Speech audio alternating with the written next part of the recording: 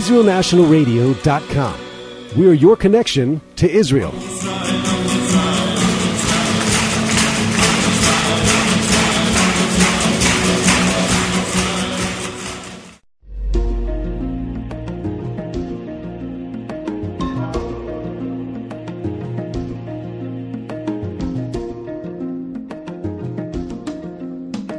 Shalom and welcome to all of you who love God, Torah, and Israel. I'm Jim Long, and on the other microphone there, this is Ray Petterson. Ray? Good to be here again, once again. How you doing, sir? Hey, I'm doing well, Jim. Thanks. How are you? Well, I am so thankful, I think is the key word for today's show, because, of course, this week, as folks are hopefully listening in, it is Thanksgiving week, and we call it Turkey Day, and people are sitting down all across America, and, you know, I'm not really sure if it is I know we celebrate it here. I believe they celebrate it in Canada. Do you happen to know if it's celebrated in any other countries, by the way? Because I haven't looked into that. You know what, Jim? I never have either. Yeah. And I hate to assume that they do and say that they do when in reality they don't. And we get a lot of emails saying, hey, what are you talking about? Well, you know, the thing is I think what would be an interesting line of thought to pursue today would be, you know, why people are celebrating Thanksgiving. And I was even wondering, and I did a little bit of research, and I thought we would talk about the fact that, you know, is it a holiday that Noahides should celebrate? You know, after the conversation we had in our previous show about Darla out in West Texas and how she dealt with the holidays that were coming up. And, you know, pretty soon we're going to have, you know, Hanukkah and Christmas and New Year's and all that. And there's the big question, you know, how do Noahides deal with these very, very Christian, very American holidays, except, of course, for Hanukkah. And Thanksgiving is one that, I don't know about your house, Ray, but it always seems to come around every year that, you know, it's all about lots of turkey, a lot of football games, and people trying to stay awake because of something called tryptophan that's supposed to be in the turkey. And, you know, of course, I think it's not tryptophan that makes you sleepy. I think it's too many trips to the kitchen that makes you sleepy. But, you know, I mean, what's Thanksgiving like at the Ray Petterson household? Well, I'm glad to say you took the words right out of my mouth. There's actually a whole list of things. Let me see. There's football, turkey, football, turkey, and, of course, sleeping. There you go. So it seems to be the day to get caught up on all of those things, because I don't watch a lot of football and don't eat a lot of turkey in the sense that we eat it on Thanksgiving, where you can't move afterwards. Right. But Thanksgiving certainly for us is a time to be thankful for our families, for our friendships, for Hashem and what He has provided over the course of the year and will provide after that wonderful day and that wonderful meal. And I think just overall, just an opportunity to kind of revisit some of the things that we've done over the course of the year, and just to make sure we're still on the right path following Hashem. All right, you know, in deference to our listeners who might be overseas, I know we have listeners in Israel, and we have listeners in other countries who tune into our show here on Israel National Radio. I'd like to talk about it because it is a very American holiday. And tell me a little bit about it. You know, like, when was it first celebrated, as far as you know? Okay, well, as far as the facts, in 1623, it was originally celebrated, a form of Thanksgiving anyway, with the Virginia colonies. And then with George Washington and his administration is where it was really first proposed to be celebrated as a national holiday. Right. And as you well know, Jim, it was actually declared as a national holiday in 1863 by good old Abe. Abe Lincoln was the one who made it a reality for us here in the United States as a national holiday. Yeah. And we've been celebrating it every Thanksgiving since then. Well, the question that came up as I began to do research into the Thanksgiving holiday, that the question that I had in mind, Ray, was, you know, is it a religious holiday or is it a secular holiday? And the reason that I wanted to find that out was because I thought, well, what would happen to us as Noahides if we wanted to invite, for instance, a Jewish family to come over to our house for Thanksgiving? And I just want to reiterate for those who are, just joining the show for the very first time, the reason that the fine folks at Israel National Radio have asked Ray Petterson and I to do this show is because they believe, as they are taught by their fathers and by the Torah and the Talmud, that it is incumbent for the Jewish people to teach the nations about the 7 laws of Noah. And of course, the 7 laws of Noah are against idolatry, against blasphemy, against murder, theft, sexual immorality, against the eating the limb of a living animal, and to please set up courts of justice. And Ray, you and I have talked about this. If people would simply begin with those 7, as I like to say, world peace would break out all over. And the question that always comes to people's minds as they begin to encounter the wonderful truth of Torah, and they begin to get into the Torah, and they want to see how it impacts their lives as non-Jews, those who don't decide to convert, is, how do we continue to worship God in the right way?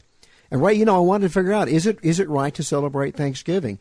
And I just wanted to, first of all, ask you, do you think that a Noahide can celebrate Thanksgiving without any problems between themselves and the Creator? I would say absolutely, because it just by definition, it is a time for being thankful.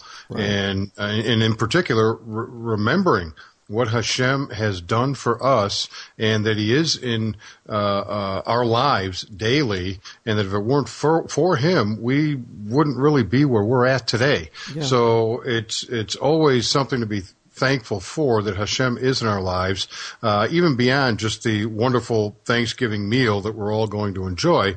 We're also thankful for that. But that it is always important, I believe, for a Noahide to be thankful every day. And this is just one of those days that we can give it a real extra hard push.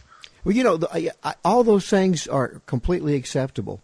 And I think everybody out there listening, whatever their particular religious level of worship and acceptance of Torah, and I don't even have any trouble with that. But, really from I guess maybe you'd even say from a purely academic perspective, I was really curious about whether, we could observe Thanksgiving, whether we were really doing the right thing. Because I think we established last week, Ray, didn't you think that we established that Noahides shouldn't celebrate Christmas? I mean, that's... Well, I absolutely. Yeah. And I think the difference between those two particular holidays, Christmas versus Thanksgiving, is that Thanksgiving, there isn't really, from a secular standpoint, a worshiping of a god, as it were. Yeah. Whereas on Christmas, there is a celebration that takes place, dare I say, directed towards a false god. Yeah. So you're exactly right. A Noahide is indeed not to be celebrating that day for those very reasons. Well, the thing I found out that it was no surprise to me is when I looked into it from the perspective of Jewish halakha, and for those of you who don't know, halakha is the the way that a Jew should observe Torah halakhically. It actually comes from the word lecha, to go, the way to go. Could a Jew celebrate it? And if they could, then could a Noahide? And I found, not surprisingly, because as one of the first jokes a rabbi ever told me was, if you have 2 rabbis in a room, you'll have 3 opinions. So there are differing opinions on this. Now, the popular opinion among those who fall into the camp of a wonderful rabbinical sage who is almost a contemporary of our day is Rabbi Joseph Soloveitchik.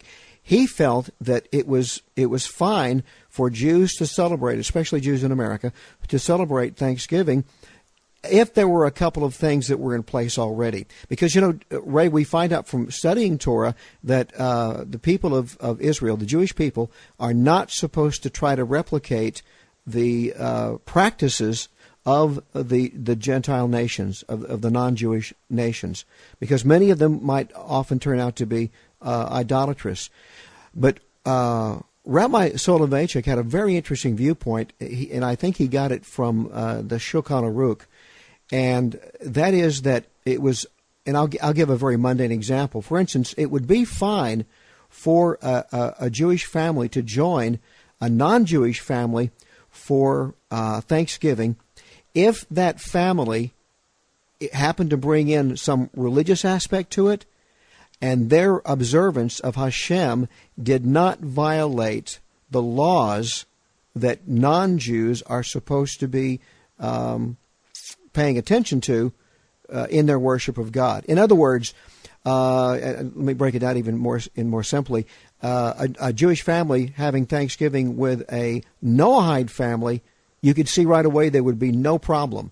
Because if they were to sit down and they were to pray, you and I and most of our listeners know that as Noahides praying to Hashem with a Jewish family present, they would all be praying to the same God. I mean, that's the conclusion I think we can see. Rabbi Soloveitchik said where they would get in trouble is if they were invited to have Thanksgiving with a family that is, say, Christian, and I say this in all deference to our Christian listeners, a Jewish family could not sit down where they would invoke the name of the J-Man. No, absolutely. Yeah. And in fact, that is oftentimes why a Jewish family will decline an offer to attend a Thanksgiving gathering just so they don't find themselves in that situation. It's not that they don't like the people or that, they're against Thanksgiving or anything like that. It has everything to do with what you just said, because the very first thing after you turn the football game off and you sit down at the table for some dinner is the prayer. Yeah. And invariably in a Christian home, they are indeed praying to the JC man. Yeah. And for Jewish people, it's far, far better for them to err on the side of caution, and I mean extreme caution, so that they don't find themselves in that predicament. Yeah. And I don't think any of our Jewish listeners even, I'm sure they're probably aware of that already. But I thought it was very interesting to look into that, because on the other side of the coin, there are some of the rabbinical commentators who believe that it's totally wrong. Don't even celebrate Thanksgiving, because it is whether it's a secular or a religious holiday. They would say, in fact, in the way you characterize it, because simply you need to err in on the side of not even being in a situation where you would have to hear the name of other than the God of Israel invoked. So the question I had to look at is, okay, if it's okay, then Rabbi Soloveitchik said it's okay to be with non-Jews who worship God in a way that is allowable to non-Jews. The other question is, should we as Noahides, should we set up Thanksgiving? I mean, it's already established as a national holiday.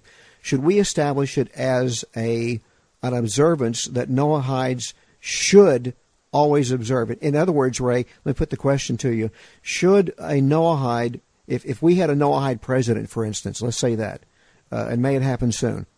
If we had Absolutely. If we had a Noahide president and he mandated that all Americans, say for instance, or the Prime Minister of Britain, or the Chancellor of Germany, if these men or women were to say, okay, every day at this year, you are required, or if a Noahide leader or a rabbi even said the same thing, you are required to observe this day with prayer and thanksgiving. Ray, what would you say would be the answer to that if that were to happen? The answer would have to be absolutely not. Right. And that's a surprise, isn't it?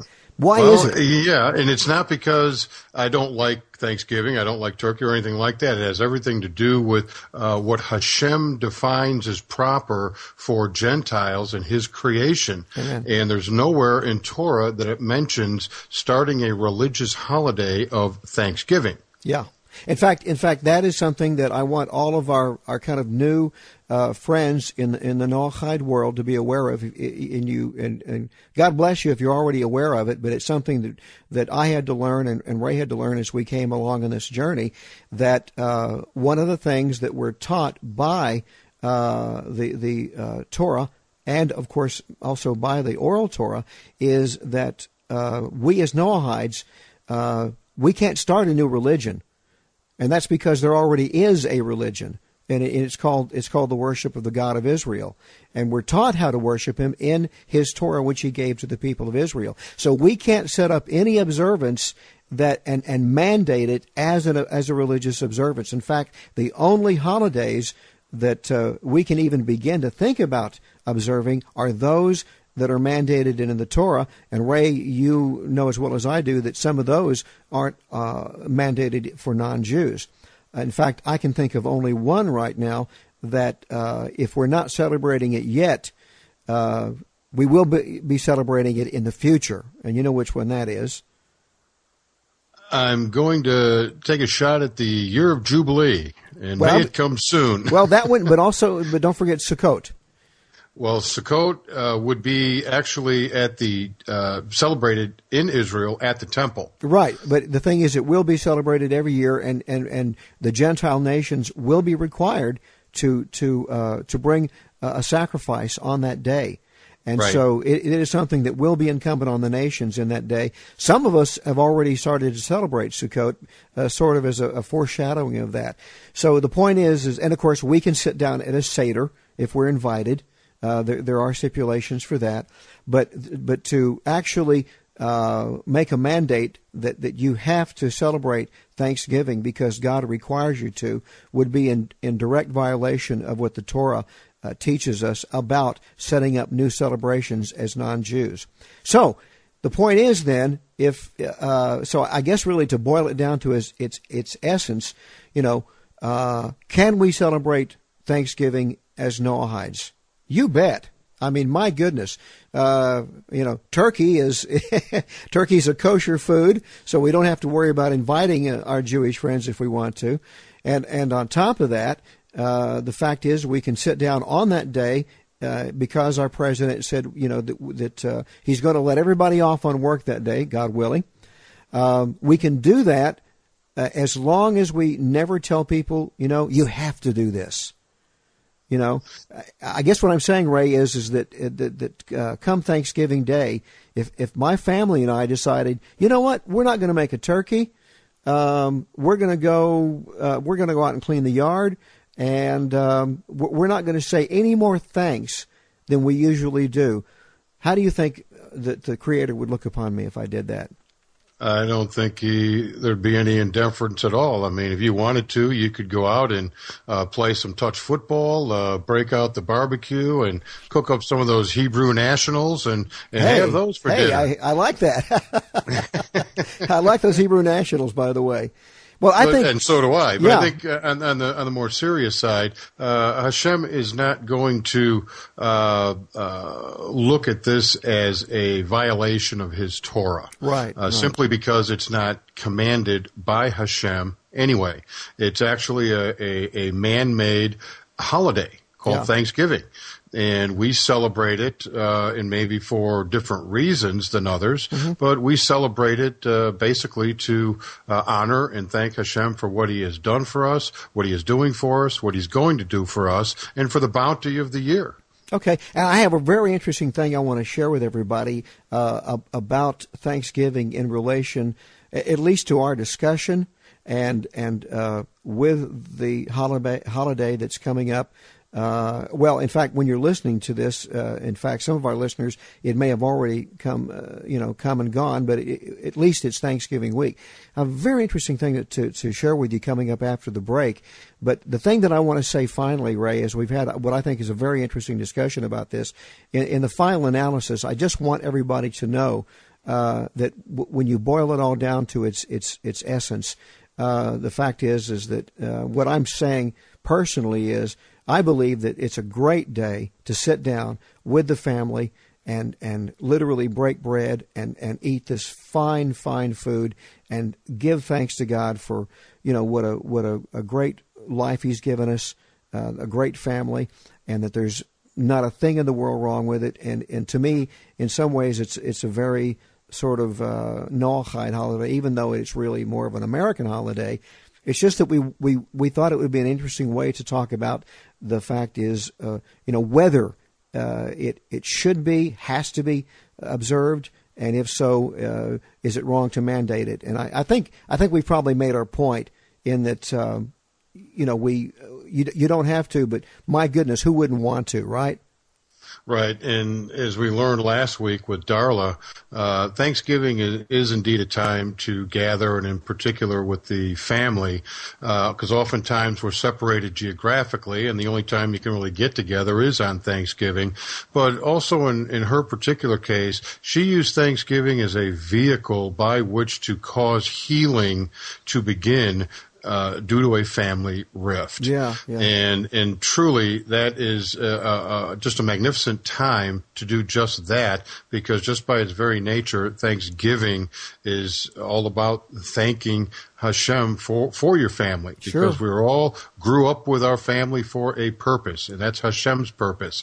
And whenever healing is required, if no one else will step forward, we must step forward. Right. And in Darla's case, she did, and Thanksgiving was that day. Right. And I'm looking forward to the next segment. I think it's going to be very interesting for all of us. All right, one of the things I think we want to do with this show is not only to inform our listeners out there, whether they be our Jewish friends, whether they're Christians coming out of Christianity, whether they never followed any belief system at all, but they're drawn to Torah, is that we want to be this resource that can provide them with information about the 7 laws of Noah and about celebrations like Thanksgiving and how we can observe them. And the other thing, Ray, is how we can, I think, kind of reclaim some of these holidays and some of these observances. And just like you and I just talked, not to set them up as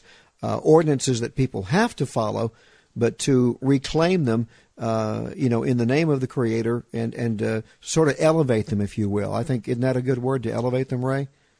I'd say absolutely. In fact, it reminds me of the rainbow. Yeah. Which, as you and I well know, has been used for all sorts of things, some not so Torah related. Yeah. And I'm all about reclaiming that as well. In fact, on purpose, I created our logo with the rainbow colors as an effort in reclaiming that which was originally ours in the name of Hashem. Well, coming up on the other side of the break, we want to talk about things like that and about the Noahide community and about Thanksgiving and maybe even how it relates to Noah. Right here on IsraelNationalRadio.com. Don't go away.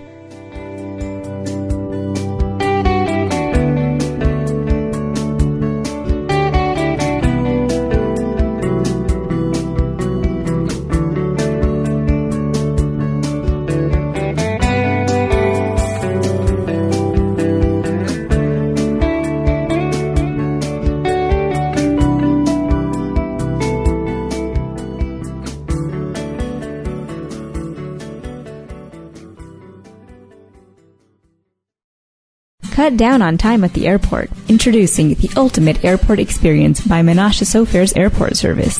It's the first of its kind. The VIP Meet and Assist Shuttle guarantees a completely stress-free traveling experience to and from Ben Gurion International Airport. Online at msoferairport.com. Tell them you heard about it on Israel National Radio. Menashe Sofer Airport Travel. Speed and service. MSOPHER Airport.com.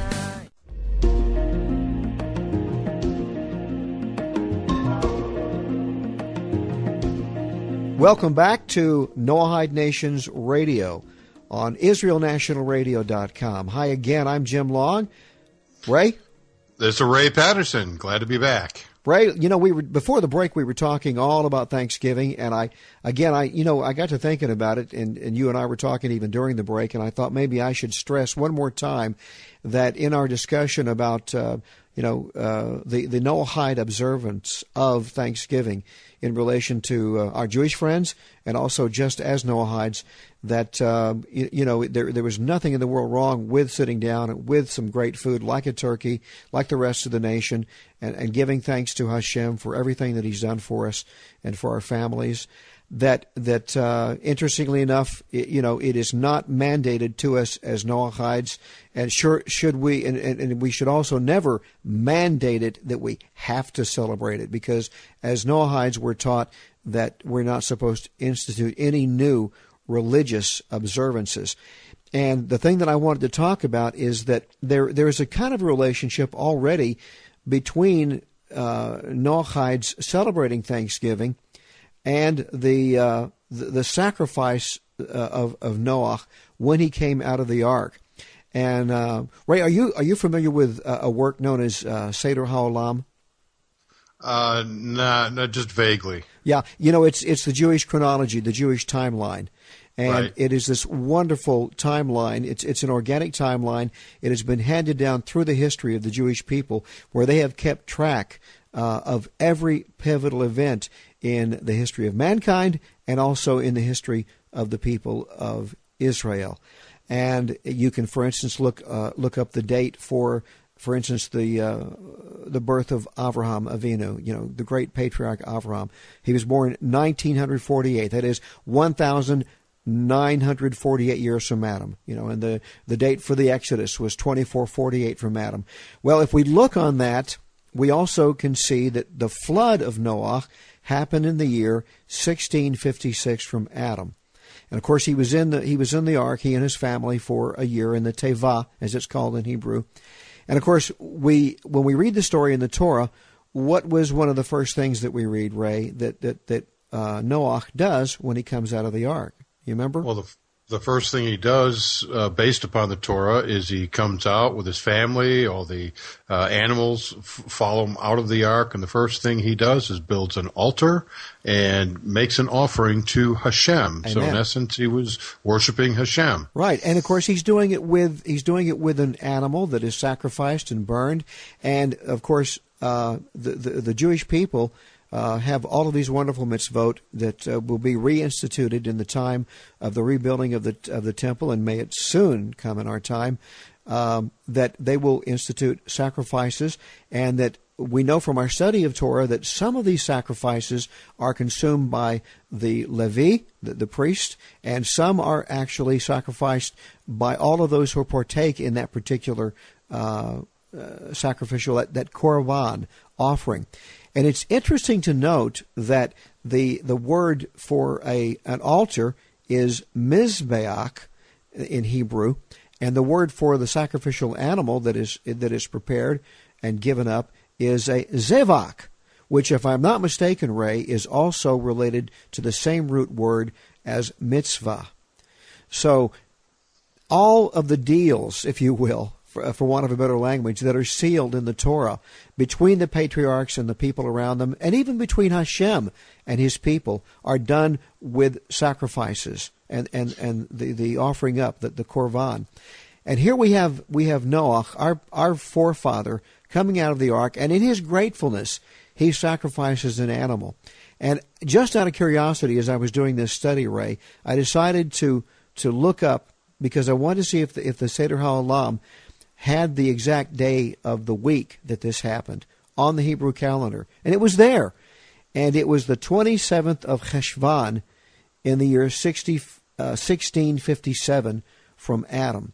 Now, why that's so remarkable, I mean, just to me, and I'm not trying to make a big thing out of it, is that here we are, Thanksgiving week, and the very day that you and I are having this conversation as Noahides, and about a kind of an offering, which I would call, the table with the turkey and all the dressing, because the dinner table, in essence, the rabbis tell us, has replaced the sacrificial altar until the temple has been rebuilt. So the day that he came out of the Tevah, out of the ark, is the very day right now, Ray, that you and I are having this conversation. Today is the 27th of the month of Cheshvan. And that is just remarkable. When you first told me that, it sent shivers up my spine. In fact, Jim, let me throw a question out to you. Do you recall from the Torah how many clean animals Noah was told by Hashem to bring aboard the ark? Oh, sure. I mean, he was told to bring pairs of each Right. animal, obviously, because they'd be male and female, and they could Yeah. bring forth. But there were 7 kinds of clean animals, I believe, right? Yes, 7. absolutely. And 7 coincides with what? Well, the seven mitzvot There for you go. Noahides. There So you again, go. we reinforce that wonderful number that of all the 7s. And I think it's remarkable. And so I don't know, our rabbinical friends say, well, Jim, guess what? That doesn't mean a thing. but maybe it does. Maybe it does, and maybe we can hear from some of our friends in that respect. But I just thought it was amazing that here we are. We're in the Thanksgiving week, and it's the very same week that Noah came out of the ark, and he was definitely thankful for his family and everybody being saved from this horrible destruction, which turned out, of course, as you and I know, to be a great blessing because it cleansed the world. And by the way, I want to mention, Ray, people always accuse me of wanting to sell books, right? But Right. if they knew me, I'm always trying to sell other people's books, even more so. And if people are interested in Seder HaOlam, I think every Noahide who loves to study Torah should have this book in their library. And the best version I know of the Seder HaOlam is printed in, actually the title is called the Codex Judaica. And it is put together by Rabbi Mattis Cantor, and it is, I've suddenly forgot the name of the publisher. Oh, Zikron Publishers. And if you forget the name of that, just Google Codex Judaica by Rabbi Mattis Cantor. And Ray, it is a great resource that every Noahide should have on their bookshelf because it gives you from the beginning of Adam all the way up until the 20th century the dates of every pivotal event on the Hebrew calendar. And it will really help you sort of regulate when these important dates happen. And you'll understand Torah so much better. But, Ray, the thing that I want to talk to you about that we sort of hinted at the other side of the show before we went to the break is, this thing about Thanksgiving and even our guest last week, Darla, this whole idea of community. I mean, you and I and the rabbis have talked about this. This is the biggest complaint of Noahides who are emerging and coming out of their previous belief systems is a sense of belonging and a sense of celebrating with others. And really, that's what I have to give, as my younger kids say, props to you for, is that Noahide Nations, this organization that you put together, is really that, and even this show that they've asked us to do, more than anything, is a resource to build up the Noahide community. And you told me earlier today when we were talking that ever since the show started, you're hearing from Noahides literally all over the world right now. Quite literally all over the world.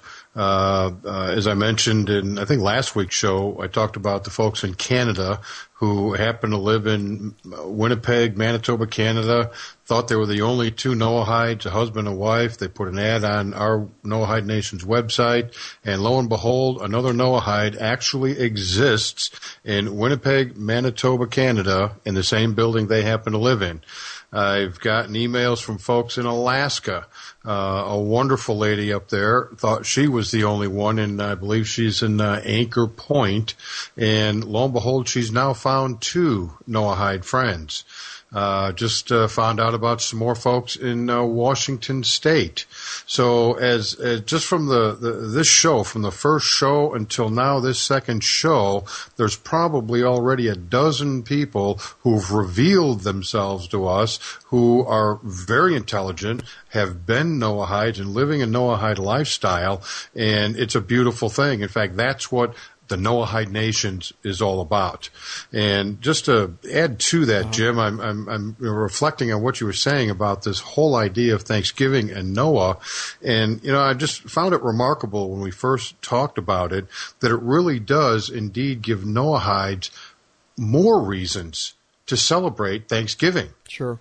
It truly does. It's not only now is it the family and of course the food and thanking Hashem and all of that, but now there's some other insights that I'm certain most folks aren't aware of out there that you've now brought forth for us that truly gives us something to really ponder as we're sitting there with a knife and fork getting ready to cut into that turkey. Well, one of the things that I think that people need to realize is that when you mention folks that are coming into the Noahide realm that are discovering Torah, that they want to study with other Noahides, they want to meet rabbis, and I personally, and I think Ray will agree with me, I would urge all of you, if you to please look for a rabbi, preferably an observant Orthodox rabbi that will help you lead your group in study. And Ray, I thought that it would be probably very profitable if people knew that we're listening, for instance, the people in Alaska that haven't met the other folks yet. And I think you'd mentioned there was another town that people had said they discovered there were some other Noahides in the community. What we need to do is we need to get all these people together. We need to get them together so they can study. And I think you had an idea how they could contact either you or myself or Noahide Nations. And how we were going to coordinate that in some way. Let's go with all the above. Sure. Let's start off with visiting the Noahide Nations website at www.noahidenations.com. That's NOAHIDE nations.com. On the home page, you will see a Yahoo logo. You can click on that logo to join the Noahide Nations Yahoo group. There's quite a number of people already on the group with a lot of excellent discussions. Rabbis are also part of this group in case we need to get some halakhic issues addressed. But more importantly, it's Noahides communicating with Noahides, and oftentimes right in our own backyards, and we don't even know it. That would be number one. Number two, you can contact Jim and I. In fact, we encourage this because we want to make you folks part of this. This is your show. Jim and I are just the instruments that Hashem is using to reach out to you. But this is for you. It is your show as much as it is Jim and my show. So we encourage you to contact us. My email address is ray@israelnationalradio.com. And Jim's, of course, is jim@israelnationalradio.com. Right. Very, very easy to understand. The main thing is this is to facilitate you and your loved ones that if you want to study Torah, and it's kind of, in a way, kind of a safety net. You can simply contact us, and we will just tell us, say, Jim, Ray, we would like to get in touch with other Noahides in our own area, wherever you live, and we will turn around and we will put you in touch with folks that we already know that live in your area. And Ray, I got to say that the many responses that we're beginning to get now from the launch of the show, these people who obviously have been studying Torah, I don't know particularly if they've been studying with a rabbi or not, or on their own. I am so encouraged by the level of understanding they have of the concept of the Torah and how it belongs to the people of Israel, that that it's their possession, but yet the information therein, the teaching therein, is for the entire world, but that God gave it to the people of Israel so that they would take it and they would disseminate the information because it was given in their language. It's been turned every which way and looked at and examined and detailed for centuries by these great rabbinic sages that we can all now draw from. I mean, when you and I quote Torah, Ray, or we quote commentaries, we're literally, standing on the shoulders of giants. In fact, the way I like to characterize it, Ray? I like to characterize it as that we're hanging on to the tzitzit of giants. Right, and we're familiar with that. Yeah, exactly. Because we really are. I mean, I wouldn't even deign to stand on their shoulders, and so we have access to all that. And it's not that it's also you can go on the internet right now. You can Google the word Noahide or 7 laws or Sheva Mitzvot, and you can find these things. But what we want to do is we simply want to help you through the auspices of Israel National Radio and their wonderful offer to put us on the air through Ray's own efforts organizing Noahide nations, that you can simply come and it's in addition to the classes that Ray has, the fact that we can turn around and we can put you in touch with people who live nearby, and you can become part of the community. And Ray, one of the things of being part of a community is raising families. And I think you were telling me also that there is at least one new addition to this family. Is that what you were telling me? I have some wonderful news. Some folks that you and I happen to meet out at the conference who are heavily involved in the Noahide movement. A beautiful couple, wonderful people by the name of Patrick and Christine Cassidy notified me on Thursday that they had just given birth to the newest Noahide. A Ben or a Bat Noah? We're talking about a Ben Noah by the name of Petterson. Amen. And mother, father, and child are doing well. Well, Mazel Tov. And we hope to be able to make a lot more announcements like that, because, in reality, Ray, we tell people all the time that if people would simply follow the Sheva Mitzvot, the 7 laws of Noah, just as they are written, even though these are only sort of chapter headings, as you've pointed out, that it could change the world. And the way we're going to do that is that our leaders and our teachers and the people that run our governments are going to have to become more conversant in these 7 laws. We can look at the laws of our system right now in the U.S., and we can see that there are elements of the 7 laws that have been instituted. In fact, a lady was asking me the other day, Ray, I heard that our founding fathers were Noahides, and I said, well, to be more accurate, they were aware of the concept of the 7 laws of Noah. I mean, even as far back as the time of Sir Isaac Newton, he wrote about the 7 laws of Noah. So it's not something new. But the point is that by accepting these laws and implementing them, I mean, we're going to change every country, one country at a time. And I think that we have to do this through this sense of community. And in further shows, in shows that are coming up, God willing, we want to talk about this idea of community and how this can actually work in a reality. But I think the main thing that we have to remember now is that Ray and I, I'm just going to say it right now. We're not trying to set ourselves up as experts in Torah or the Sheva Mitzvot. Ray, we're coming from an experiential realm. We're only here because we can help you, because we are living the Noahide lifestyle. Ray, you've been a Noahide how long do you think now? Probably about a dozen years. Yeah. Okay. And I've been one roughly about 10 or so years now. And I can tell you, like anything else, it's a growth, and you have to learn it, because the joyful thing for me is that studying Torah, like studying Judaism, it is a belief system that is based on reason. You don't have to toss your logical mind out the door. You don't have to check your brain at the door. And you are asked to use the brain and the mind that Hashem gave you to realize how His Torah works. And, of course, the Torah means instruction. And it means, go ahead, Ray. I'm sorry. I mean, that's such an excellent point. I don't want to let it get away from us that I believe, and this is my humble opinion, that Hashem demands that we use the brain that He gave us for the intellectual pursuit of the Sheva Mitzvot, the 7 Noahide laws. We are supposed to not just feel them for the purpose of a feel good. This is absolutely something that is an intellectual pursuit, but also includes the heart. So when you get to the door, bring them both in, because I guarantee that you will benefit from this. And the other thing that I wanted to jump in here too, because you mentioned the word religion, which is kind of scary to a lot of us. I know when I mention Noahide, or I'm part of the Noahide movement to people, invariably the first response is, well, what is that? Is that some kind of new religion? Yeah. So is it a cult? Really, it's kind of an icebreaker, because it really catches them off guard when I come back with, actually, it's the oldest religion known to man. Yeah.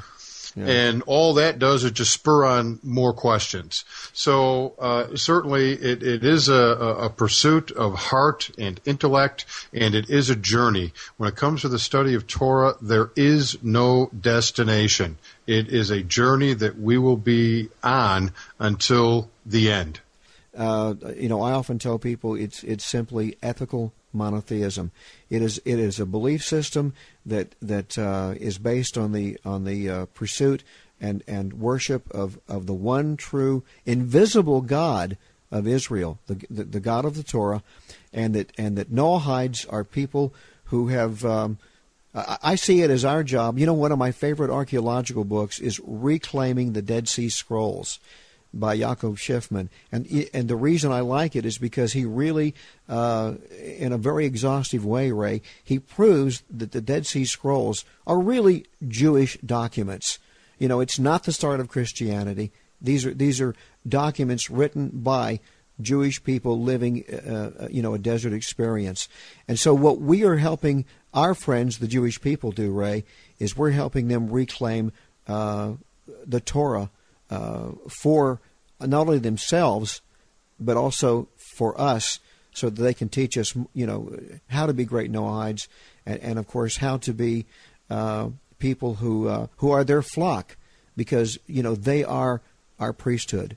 God made them a priesthood. Ray, I'm going to give you the last word, okay? We got about 30 seconds. Well, Jim, all I have to say in conclusion is it's been a great show. It's been a pleasure to be with you as always.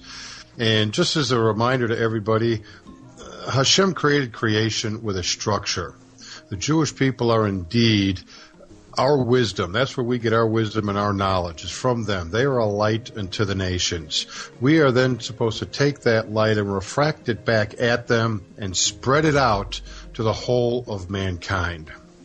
And remember, folks, always, always, always look to the heavens, because, my friends, Hashem is always looking out for you. So until next week, I'm Ray Petterson, and for Jim Long, we'll see you later right here on IsraelNationalRadio.com.